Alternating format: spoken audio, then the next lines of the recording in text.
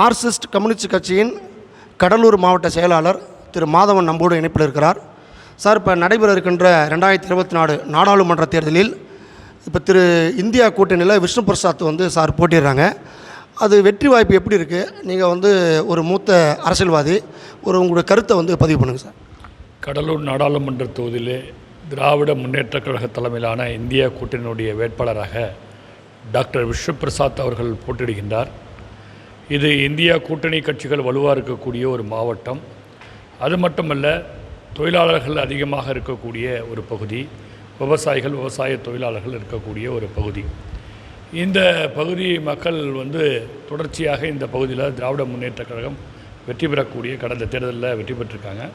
நிச்சயமாக 2 லட்சம் வாக்குகள் வித்தியாசத்தில் டாக்டர் விஷ்ணு பிரசாத் வெற்றி பெறுவதற்கான வாய்ப்புகள் இருக்குது. ஏன்னா திராவிட முன்னேற்றக் கழகம், இந்திய தேசிய காங்கிரஸ், மார்க்சிஸ்ட் கம்யூனிஸ்ட் கட்சி, இந்திய கம்யூனிஸ்ட் கட்சி, மறுமலர்ச்சி திராவிட முன்னேற்றக் கழகம், விடுதலை சிறுத்தைகள் கட்சி, அதேபோன்று இந்திய யூனியன் முஸ்லீம் லீக், அதேபோல் மனிதநேய மக்கள் கட்சி, திராவிட கழகம், இப்படி பல்வேறு ஆம் ஆத்மி, அதே கமலஹாசனுடைய மக்கள் நீதி மையம் உள்ளிட்ட கிட்டத்தட்ட 25க்கும் மேற்பட்ட கட்சிகள் இந்த அணியில் இருக்காங்க. இந்த கட்சிகள்லாம் இந்த மாவட்டத்தில் வலுவாக இருக்குது. தொடர்ச்சியாக மக்களுடைய பிரச்சனைக்காக போராடக்கூடிய அமைப்புகள். ஆகவே நிச்சயமாக இந்த தொகுதியில் வெற்றி பெறுவதற்கான வாய்ப்புகள் நிச்சயமாக இருக்குது. விலைவாசி உயர்வு மேடை தோறும் அனைத்து கட்சியும் பேசுகிறாங்க. ஆனால் மாதந்தோறும் வருடந்தோறும் விலைவாசி உயர்வு அதிகம் தான். இப்போ ஃபார் எக்ஸாம்பிள் பாலாக இருக்கட்டும், பெட்ரோலாக இருக்கட்டும், சிலிண்டராக இருக்கட்டும், எல்லா விலைவாசியும் உயர்ந்துக்கிட்டே தான் இருக்குது. ஆனால் குறையும் மேடை தோறும் எல்லோரும் சொல்கிறாங்க. அது எப்படி சார் பார்க்குறீங்க? விலைவாசிக்கு முக்கியமான காரணம், கடந்த 10 ஆண்டுகளாக மோடி அரசாங்கம் ஆன்லைன் வர்த்தகத்தை அவங்க ஊக்குவிக்கிறாங்க. ஆன்லைன் வர்த்தகம் என்பது இடைத்தரகர்கள் கொள்ளையடிப்பதற்கான ஒரு ஏற்பாடாக இருக்குது. ஆகவே ஆன்லைன் வர்த்தகத்தை முறைப்படுத்துவது என்பது விலைவாசியை கட்டுப்படுத்துவதற்கான ஒரு முக்கியமான விஷயம். 2வது, மத்திய அரசாங்கம் தொடர்ச்சியாக ஜிஎஸ்டியை போடுறாங்க. ஆனால் ஜிஎஸ்டி கொள்கை சாப்பாட்டிலேருந்து எல்லாத்துக்கும் போடுறாங்க. ஆனால் பெட்ரோல் டீசலுக்கு மட்டும் அவங்க ஜிஎஸ்டி போடல. பெட்ரோல் டீசலுக்கு அவங்க போடக்கூடிய வரி என்பது கிட்டத்தட்ட சர்வதேச மார்க்கெட்டில் இந்த காலத்தில் ரஷ்யாவிலேருந்து அதிகமான கச்சா எண்ணெய்கள் இந்தியாவுக்கு குறைந்த விலைக்கு கொடுத்துருக்காங்க. ஆனால் குறைந்த விலையில் கொடுத்த கச்சா எண்ணெயை அம்பானி, அதானிக்கு அவங்க கொடுத்துட்டு, ரிலையன்ஸ் போன்ற நிறுவனங்களுக்கு கொடுத்துட்டு, இவங்க இன்றைக்கி வெளிநாட்டிலேருந்து இறக்கு பண்ணக்கூடிய பெட்ரோலுக்கு, டீசலுக்கு, கச்சா எண்ணெய்க்கு அவங்க கூடுதலான வரியை போகிறாங்க. குறிப்பாக வரக்கூடிய பெட்ரோல் டீசலுடைய அடக்க செலவு 1 லிட்டர் 30 ரூபா தான். மீதி 70 ரூபா அதன் மீது போடக்கூடிய மத்திய அரசாங்கம், மாநில அரசாங்கம், உள்ளாட்சி நிர்வாகம் போகக்கூடிய வரி மட்டுமே 70 ரூபா. ஆகவே வரியை மத்திய அரசாங்கம், மாநில அரசாங்கம் போடக்கூடிய வரியை வித்ரா பண்ணாலே பெட்ரோல் டீசல் விலையை 40 ரூபா 50 ரூபா கொடுக்க முடியும். இப்போ திராவிட முன்னேற்றக் கழகத்துடைய தேர்தல் அறிக்கை கூட அவங்க சொல்லியிருக்காங்க, நாங்கள் 70 ரூபா விலைக்கு நாங்கள் கொடுப்போம்னு சொல்லியிருக்காங்க. ஆகவே சர்வதேச அளவில் பெட்ரோல் டீசல் விலை குறைந்தாலும் அதை குறைப்பதற்கான மனம் இவங்கள்ட்ட கிடையாது. ஆகவே அது மீது வரியை விலக்கணும், ஆன்லைன் வர்த்தகத்தை விலக்கினா நிச்சயமாக கட்டுப்படுத்த முடியும். 2வது, பெட்ரோல் டீசல் மட்டுமல்ல, சமையல் சிலிண்டர் உள்ளிட்ட பல விஷயங்கள் வருது. பெட்ரோல் டீசல் விலை இப்போ வரி உயர்ந்தனால எல்லா சரக்கு கட்டணங்களுடைய உயருது. அதனால் எல்லா பொருட்களுடைய விலை உயருது. ஆகவே இதை கட்டுப்படுத்தினாலே பெரும்பகுதி நம்ம விலைவாசியை கட்டுப்படுத்துறதுக்கான நடவடிக்கை எடுக்க முடியும். நிச்சயமாக அரசாங்கம் மக்களை பாதுகாக்கணும்னு நினச்சா அதை செய்ய முடியும். ஆனால் மத்திய அரசாங்கம் அதை பற்றி கவலைப்படலை. இந்த 10 ஆண்டுகள வளர்ச்சி என்பது சாதாரண ஏழை எளிய மக்களுக்கான வளர்ச்சி இல்லை, அம்பானிக்கும் அதானிக்குமான வளர்ச்சியாக தான் இந்த வளர்ச்சி என்பது இருந்திருக்கு. நேற்று தேர்தல் பிரச்சாரத்தில் திரு உதயநிதி ஸ்டாலின் 3 விதமான புள்ளியை முன்வைத்தாங்க. ஒன்று பெட்ரோல் 1 லிட்டருக்கு 70 ரூபா மாற்றப்படும். சர்வதேச அளவில் தமிழ்நாடு முழுவதும் டோல்கட்டு அகற்றப்படும் சொல்லியிருக்கிறாங்க. அது மட்டும் இல்லாமல் சிலிண்டர் 500 ரூபாய்க்கு வழங்கப்படும் சொல்லியிருக்காங்க. அது சாத்தியமா சார்? நிச்சயமாக பண்ண முடியும். 2013 350 ரூபா தான் விற்றுது. கடந்த 10 ஆண்டுகளில் பிஜேபி அரசாங்கம் அது கிட்டத்தட்ட 1200 ரூபா உருவாக்கினாங்க. அது ஏற்றுனாங்க, கிட்டத்தட்ட 850 ரூபா விலையை ஏற்றுனாங்க. இப்போ எலெக்ஷனுக்காக 200 ரூபா குறைச்சிருக்காங்க. அவன் நிச்சயமாக பண்ண முடியும். அதில் கூட சிலிண்டரில் மத்திய அரசாங்கத்தினுடைய வரி என்பதும் அதிகமாக இருக்குது. ஆகவே 2வது மானியத்தை, கேஸுக்கான மானியத்தை மத்திய அரசாங்கம் நிறுத்திட்டாங்க. அப்போ மானியம் கொடுத்தாக்க நிச்சயமாக அவங்க சொல்லக்கூடிய அந்த விலைக்கு கொடுக்க முடியும். இப்போ கடந்த 10 ஆண்டுகளில் எல்லா துறைக்கான மானியத்தை மத்திய அரசாங்கம் நிறுத்திட்டாங்க ஏழை எளிய மக்களுக்கு. அதில் கேஸ் மானியத்தை வெட்டிட்டாங்க. அதனுடைய விளைவு தான் இன்றைக்கி கேஸ் விலை உயர்வுக்கான காரணம். நன்றி. கடலூர் மாவட்ட செய்தியாளர் சோபன் பாபு. கடலூர் ஒன்றிய குழு தலைவர், பாமக மாநில அமைப்பு தலைவர், மற்றும் கடலூர் சட்டமன்ற தொகுதி பொறுப்பாளர் திரு பழ தாமரக்கண்ணன் நம்ம கூட இணைப்பில் இருக்கிறார். தேசிய ஜனநாயக கூட்டணியில் திரு இயக்குனர் தங்கர் பச்சன் வந்து போட்டியிடுகிறார். கடலூரில் வெற்றி வாய்ப்பு அவருக்கு எப்படி சார் இருக்குது? எங்கள் தமிழின போராளி மருத்துவர் ஐயா அவர்களும் கட்சியின் தலைவர் மருத்துவர் அன்புமணி ராமதாஸ் அவர்களும் ஒரு சிறந்த பன்முக திறமை கொண்ட பொது வேட்பாளராக அனைத்து உழைக்கின்ற மக்களும், அனைத்து சமுதாய மக்களும், அனைத்து பொதுமக்களும் ஏற்றுக்கொள்ளக்கூடிய வேட்பாளராக திரு மரியாதைக்குரிய இயக்குனர் தங்கர் பச்சான் அவர்களை கடலூர் நாடாளுமன்ற தொகுதி வேட்பாளராக அறிவித்திருக்கிறார்கள். நாங்கள் கிராமந்தோறும் செல்கின்ற போது அவரை பொது வேட்பாளராக மக்கள் ஏற்றுக்கொண்டிருக்கிறார்கள். ஏனென்றால் மண்ணின் மைந்தராக கடலூர் மாவட்டத்தின் வழக்காடு மொழியை, வாழ்க்கை முறையை உலகிற்கு வெளிக்கொண்டு வந்த ஒரு பொது இயக்குனராக 100 ஆண்டு காலம் திரைப்படத்துறையில் பல்வேறு நபர்கள் இருந்தாலும் கூட கடலூர் மாவட்ட மக்களின் வாழ்க்கை முறையை வெளிக்கொண்டு வந்த பெருமை மரியாதைக்குரிய தங்கர் பச்சான் அவர்களை சாரும். ஆகவே அவர் கீழிருந்து ஒரு விவசாய குடும்பத்திலிருந்து வந்தவர். அவருக்கு கஷ்ட நஷ்டங்களை தெரியும். அதே போல் பாட்டாளி மக்கள் கட்சி கடலூர் மாவட்டத்தில் மக்கள் பாதிக்கப்படுகின்ற போது, மக்களுக்கு எந்தெந்த பாதிப்புகள் வருகின்ற போது ஓடோடி வந்து எங்கள் மருத்துவர் அன்புமணி ராமதாஸ் அவர்களும் தமிழ போராளி மருத்துவர் ஐயா அவர்களும் மக்களுக்காக குரல் கொடுத்து கொண்டிருக்கிறார்கள். ஏற்கனவே இந்த பகுதியில் நின்ற வேட்பாளர், எதிர்நிலை திராவிட கட்சியினுடைய வேட்பாளர் எம்பி ஆகி இந்த தொகுதிக்கு என்ன செஞ்சார்னா ஒரு கொலை செஞ்சார். தன்னுடைய முந்திரி தொழிற்சாலையில் பணிபுரிந்த கூலி தொழிலாளியை கொலை செய்தார். அந்த வழக்கு நிலுவிலே இருக்கிறது. ஆகவே பொதுமக்கள் தவறு செய்துவிட்டோம், சென்ற முறை தவறு செய்துவிட்டோம், மாமழ சின்னத்திற்கு வாக்களிக்கவில்லையே என்ற வருத்தம் இருக்கிறது. நாங்கள் மக்களிடையே வாக்கு சேகரிக்கின்ற போது அதை மக்கள் எங்களிடம் சொல்லுகிறார்கள், இந்த முறை மாம்பழ சின்னத்திற்கு வாக்களிப்போம், மாம்பழ சின்னம் வெற்றி பெறும் என்று எங்களுக்கு சொல்கின்ற போது எங்களுக்கு உற்சாகமாக இருக்கிறது. நாங்கள் கடுமையாக உழைக்கிறோம். கூட்டணி கட்சி சார்ந்த பாரதிய ஜனதா கட்சி, அமமுக, டிடிவி தினகரன், ஐஜேகே, தமிழ் மாநில காங்கிரஸ் இருக்கக்கூடிய தோழமை கட்சியெல்லாம் கடுமையாக உழைக்கிறார்கள். எங்களோட உழைப்பு பெருவாரியான வாக்கு வித்தியாசத்தில் கடலூர் நாடாளுமன்ற தொகுதியை வெற்றி பெறுவதற்கான சாத்தியக்கூறுகள் இருக்கிறது. எதிரணியிலே நிற்கக்கூடிய வேட்பாளர் மரியாதைக்குரிய விஷ்ணு பிரசாத் அவர்கள் ஆரணியில் எம்எல்ஏவாக நின்றிருக்கிறார், எம்பியாக இருந்திருக்கிறார். அந்த மக்கள் அவர்கள் ஏற்றுக்கொள்ள மறுத்து விரட்டடிக்கப்பட்டிருக்கிறார்கள். விரட்டடிக்கப்பட்டவர் எங்கு செல்வதென்றே தெரியாமல் இன்றைக்கு கடலூர் நாடாளுமன்ற தொகுதியிலே போட்டியிருக்கிறார். அவருடைய கடந்த கால செயல்பாடுகள் மக்கள் படியை நீங்கள் ஆய்வு செய்கின்ற போது ஒரு துளி கூட, ஒரு நாள் கூட அந்த பகுதி மக்களை சந்திக்காத ஒரு வேட்பாளர் இன்றைக்கு கடலூர் நாடாளுமன்ற தொகுதியில் நிற்கப்பட்டிருக்கிறார். இங்கே எங்களுக்கு என்ன பெரும் சாதகமான சூழ்நிலை என்றால், இங்கே ரெட்டலை சின்னமும் நிற்கவில்லை, சூரியனும் நிற்கவில்லை. அந்த கட்சியை சார்ந்தவரெல்லாம் வெறுத்து போயிருக்கிறார்கள். அவர்களுடைய வாக்கெல்லாம் உழைக்கின்ற பாட்டாளி மக்கள் கட்சிக்கு மாம்பழ சின்னத்திற்கு வாக்களிக்கப் போகிறோம் என்று எங்களிடம் உறுதியளித்திருக்கிறார்கள். வரும் 19/4/2024 தமிழகத்தில் நாடாளுமன்ற தேர்தல் கடலூர் தொகுதியில் போட்டியிடும் இந்திய கூட்டணியின் சார்பாக doctor MK Vishnu Prasad MP, தேசிய ஜனநாயக கூட்டணியின் சார்பாக இயக்குனர் தங்கர் பச்சான், அதிமுக தேமுதிக கூட்டணி சார்பில் ப. சிவகொழுந்து உட்பட 19 வேட்பாளர்கள் தேர்தல் களத்தில் உள்ளார்கள். தேர்தல் கள நிலவரம் குறித்து அனைத்து கூட்டணி கட்சிகளுடன் தமிழன் தொலைக்காட்சி சார்பில் வேட்பாளர்கள் மற்றும் கூட்டணி கட்சி நிர்வாகிகளுடன் நேர்காணல் செய்து உள்ளோம்.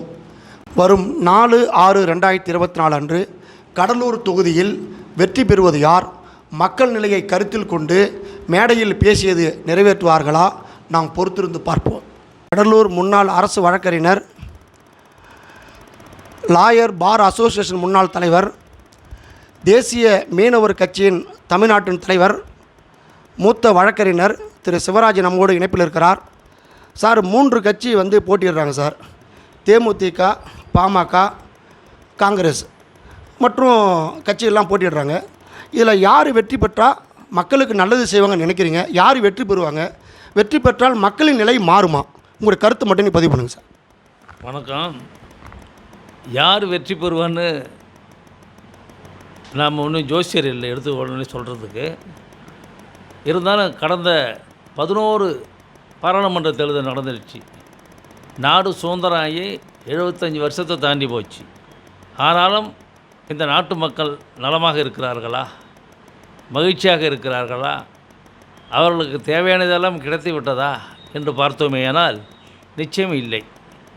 வருகின்ற தலைவர்களெல்லாம் தங்களை வளர்த்துக் கொள்வதிலும் தங்கள் கட்சியை வளர்த்துக் கொள்வதிலுமே தான் முனைப்பாக இருக்கிறார்களே தவிர நாட்டு மக்களின் அடிப்படை தேவைகள் என்ன, எதிர்கால திட்டங்கள் என்ன என்பதை பற்றியான சிந்தனை அவர்களுக்கு இல்லை. ஒரு சில தலைவர்களுக்கு இருந்தாலும் கூட கட்சி என்ற சுகத்தை, பதவி என்ற சுகத்தை கண்ட பிறகு அவர்களும் மாறிவிடுகிறார்கள். மாறாமல் இருப்பது வாக்காளர்கள் மட்டும்தான். அந்த வாக்காளர்கள் நிச்சயம் மாறினால்தான் இந்த அவல நிலையெல்லாம் மாறும். இன்றைக்கு நம்முடைய நாட்டை எடுத்துக்கொண்டோமேனால் எல்லாரும் மக்கள்லாம் பெரும்பாலும் ஆளுக்கு ஒரு கட்சியில் இருக்கிறாங்க, ஒரு அமைப்பில் இருக்கிறாங்க, ஒரு சங்கத்தில் இருக்கிறாங்க. எதிலையுமே இல்லாத பார்த்தா ஒரு 20-25 விழுக்காடு மக்கள் தான் இருப்பாங்க. ஆனால் தன் சார்ந்திருக்கிற தலைவன், தான் சார்ந்திருக்கிற இயக்கம் எவ்வளவுதான் திருட்டுத்தனம் பண்ணாலும், தன்னுடைய தலைவன் எவ்வளவுதான் மொள்ளத்தனி மாதிரித்தனம் பண்ணாலும், தன் தலைவனை விட்டு கொடுக்காத, தன்னுடைய கட்சியை விட்டு கொடுக்காத இந்த அடிமட்ட தொண்டர்கள் இருக்கிற வரை இந்த நாடு விளங்காது. எல்லாருக்கும் இந்த சிந்தனை வேண்டும்.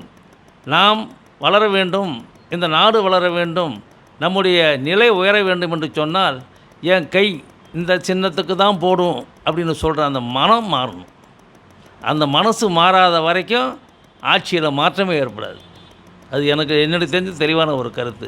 இன்றைக்கி பாருங்கள், தேர்தலில் எல்லா தலைவர்களும் போட்டி போடுறாங்க, 3 அணியாக போட்டி போடுறாங்க. என்ன பேசுகிறாங்க எல்லாம்? நீ ஏன் இந்த ஆட்சியில் இதை செய்யலைன்னா போன ஆட்சியில் செஞ்சாங்களா, அதுக்கு முந்தைய ஆட்சியில் செஞ்சாங்களா என்ற மற்றவங்களை குறை சொல்லியே வாழ்ந்து கொண்டு இருக்கிற தவிர நீ ஏன் செய்யலை, நீ எப்போ செய்ய போகிற? இன்றைக்கி பேசுகிறாங்க கச்சத்தீவு பிரச்சனை. இப்போதைக்கு அதான் ரீசண்டாக வேகமாக போய் கொண்டு இருக்கிறது. ஏன் மீனவர் மலைன்னா இந்த அக்கறை எல்லாருக்கும்? மண்டல் கமிஷன் பரிந்துரை பண்ணி 40 ஆண்டுகளுக்கு மேலே ஆயிடுச்சு. அதில் என்ன பரிந்துரை?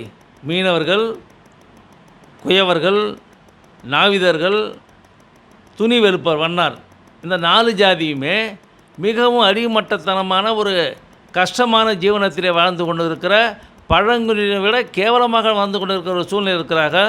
அவர்களுடைய நிலை மாற வேண்டுமானால் அவர் கல்வியிலும் வேலை வாய்ப்பிலும் தனி இடஒதுக்கீடு கொடுக்க வேண்டும் என்று சிபாரிசு செஞ்சது. ஆனாலும் இந்த மண்டல் கமிஷனை நிறைவேற்றணுன்னு 40 ஆண்டு ஆயிடுச்சு. ஒருவரும் அதை பற்றியான சிந்தனை செய்ததாகவே தெரியவில்லை. இன்றைக்கி கச்சத்தீவு யார் தாரை வார்த்தான்னு எல்லாருக்கும் தெரியும். அது திமுகவும் காங்கிரஸும் செஞ்ச ஒரு செயல். அது நல்ல செயலா கெட்ட செயலான்னு நம்ம பார்த்துக்கலாம். ஆனால் அந்த செயலை செஞ்சதுக்கான ஒரு வருத்தமோ, அதை திரும்பி மீட்பதற்கான ஒரு செயல்பாடோ இல்லாமல், நாங்கள் ஆட்சிக்கு வந்தால், எங்களுக்கு வாக்களித்தால் கச்சத்தீவை மீட்போம். எத்தனை தடவை நீங்கள் மீட்டு விட்டீர்கள் கச்சத்தீவை? இது வரைக்கும் அதுக்கான செயலையே செய்யலையே, திட்டமே திட்டலையே. சரி, ஏன் நீ இப்போ கேட்குறாங்க காங்கிரஸும் திமுகவும், பாஜக 10 ஆண்டு இருந்தது ஏன் அது செய்யலைன்னா நீ கேட்டியா முதல்ல அவங்கள? பாஜகவை நீங்கள் கூட்டணியில் இருந்தீங்களே, காங்கிரஸ் கூட்டணியில் திமுக இருந்தது, காங்கிரஸும் திமுகவும் கூட்டணியாக 10 ஆண்டுகளுக்கு மேலே இருந்தாங்க. என்ன பண்ணீங்க நீங்கள்? ஏன் இதுக்கான நடவடிக்கை இருந்தீங்களே, காங்கிரஸ் கூட்டணியில் திமுக இருந்தது, காங்கிரஸும் திமுகவும் கூட்டணியாக 10 ஆண்டுகளுக்கு மேலே இருந்தாங்க. என்ன பண்ணீங்க நீங்கள்? ஏன் இதுக்கான நடவடிக்கை எடுக்கலை? சரி, நீங்கள் இப்போ 39 எம்பி போன தடவை நம்ம தமிழ்நாட்டிலேருந்து போனாங்க. என்ன பண்ணாங்க 39 பேர்? முதல்ல அவங்க பேர் தெரியுமா மக்களுக்கு? ஒரு சொல்லக்கூடிய அளவில் ஏதாவது திட்டம் இருக்கா? எதுக்காச்சும் வாயை திறந்தீங்களா?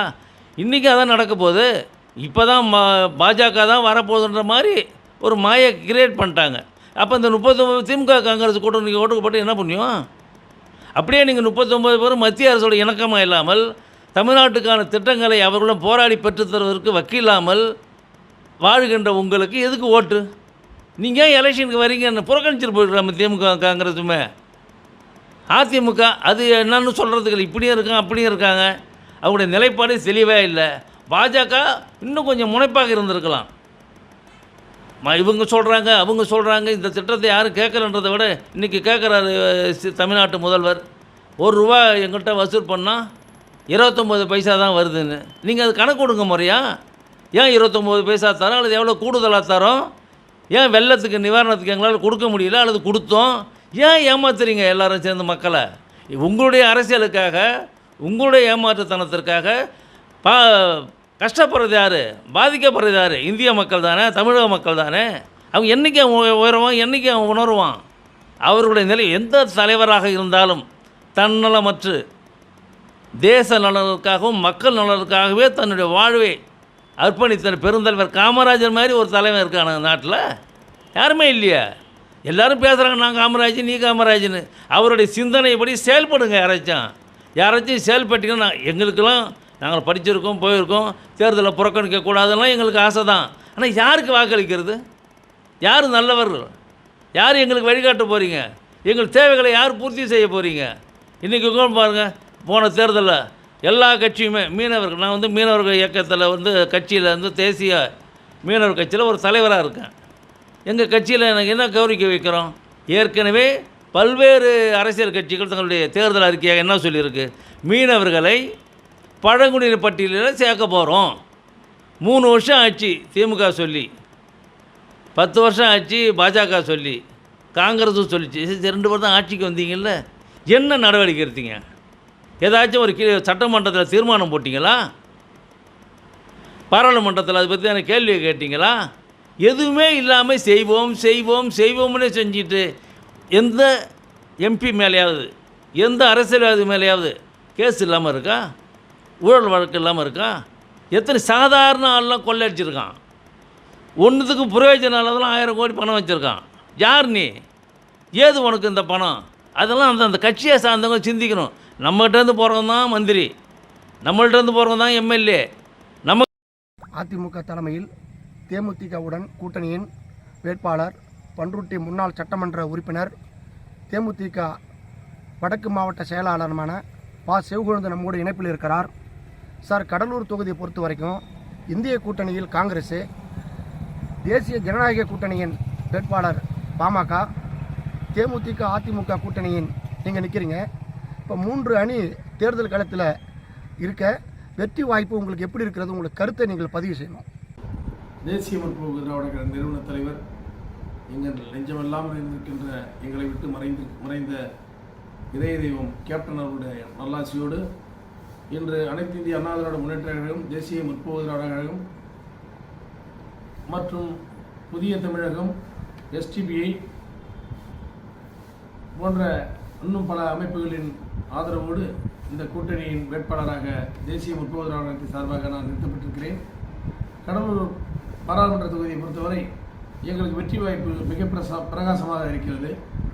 இதற்கு காரணம் 2011 எப்படி ஒரு உணர்வுபூர்வமான கூட்டணியாக அனைத்து இந்திய அண்ணா திராவிட முன்னேற்ற கழகமும் தேசிய முற்போக்கு திராவிட கழகமும் இருந்ததோ, அதற்கு பிறகு இப்பொழுது 2024 இந்த கூட்டணியை மக்களும் தேசிய முற்போக்கு திராவிட கழக தொண்டர்களும் அனைத்து இந்திய அண்ணா திராவிட முன்னேற்ற கழக தொண்டர்களும் ஒன்று சேர்ந்து இந்த கூட்டணியை வரவேற்று நல்ல ஒரு நிலையிலே இருக்கிறது. ஆகையினாலே வெற்றி என்பது கடலூர் மாவட்டத்திலே உறுதி செய்யப்பட்டது. அதேபோல் புரட்சித் தலைவர் எம்ஜிஆருக்கு பிறகு இந்த கழகத்தை கட்டி காத்து வளர்த்த புரட்சித் தலைவி அம்மா அவருடைய மறைவுக்கு பிறகு பல தேர்தலை சந்தித்தாலும் இந்த தேர்தலிலே மாண்புமிகு எதிர்க்கட்சி தலைவர் எடப்பாடியார் அவர்கள் பொதுச் செயலாளராக சந்திக்கின்ற முதல் தேர்தல். அதே போல புரட்சி கலைஞர் எங்கள் இதய தெய்வம் கேப்டன் அவர்கள் மறைந்த பிறகு பொதுச் செயலாளராக எங்கள் அந்நியார் சந்திக்கின்ற முதல் தேர்தல். கேப்டனுடைய மறைவுக்கு பிறகு மக்கள் மத்தியிலே கேப்டனுக்கு நாம் ஒரு வாய்ப்பை கொடுக்காமல் போய்விட்டோமே என்ற மக்கள் மன வருத்தத்திலே இருந்ததெல்லாம் இந்த தேர்தலிலே அது தேசிய முற்போக்கு திராவிட கழக அனைத்து அண்ணா திராவிட முன்னேற்ற கூட்டணிக்கு மிகப்பெரிய ஒரு வெற்றியாக அமையும் என்பதிலே ஐயப்பாடு இல்லை. நிச்சயமாக புரட்சித் தலைவர் எம்ஜிஆர், புரட்சித் தலைவர் அம்மா, எங்களுடைய இதய தெய்வம் கேப்டன் அவருடைய ஆன்மாக்கள் இந்த கூட்டணியை ஆசீர்வதித்து இந்த கூட்டணி மிகப்பெரிய வெற்றியடைய மேலிருந்து வாழ்த்துவார்கள். வெற்றி உறுதி. மக்களோடு, ஏன் என்று கேட்டால் இந்த கூட்டணி மக்களோடு சேர்ந்து பயணிக்கின்ற கூட்டணி, மக்களுக்காக பயணிக்கின்ற கூட்டணி, மக்களோடு மக்களாக வாழ்கின்ற கூட்டணி. ஆகையினாலே இது மக்கள் கூட்டணி. நிச்சயம் வெற்றி பெறும். கடலூர் மாவட்ட செய்தியாளர் டாக்டர் சோபன் பாபு. கடலூர் திமுக முன்னாள் சட்டமன்ற உறுப்பினர், தேர்தல் பணிக்குழு செயலாளர், மூத்த அரசியல்வாதி திரு இல புகழேந்தி நம்மோடு இணைப்பில் இருக்கிறார். 2024 நாடாளுமன்ற தேர்தலில் போட்டியிடுகின்ற திரு MK விஷ்ணு பிரசாத் அவர்கள் போட்டியிடுகிறார். அவருடைய வெற்றி வாய்ப்பு எப்படி இருக்கு? உங்களுடைய கருத்து என்ன சார்? நாடாளுமன்ற தேர்தலில் இந்திய கூட்டணியினுடைய வெற்றி வேட்பாளராக டாக்டர் விஷ்ணு பிரசாத் அவர்கள் கடலூர் நாடாளுமன்ற தொகுதிக்கு அறிவித்திருப்பதை அனைவரும் வரவேற்கிறார்கள். காரணம், அவர் ஏற்கனவே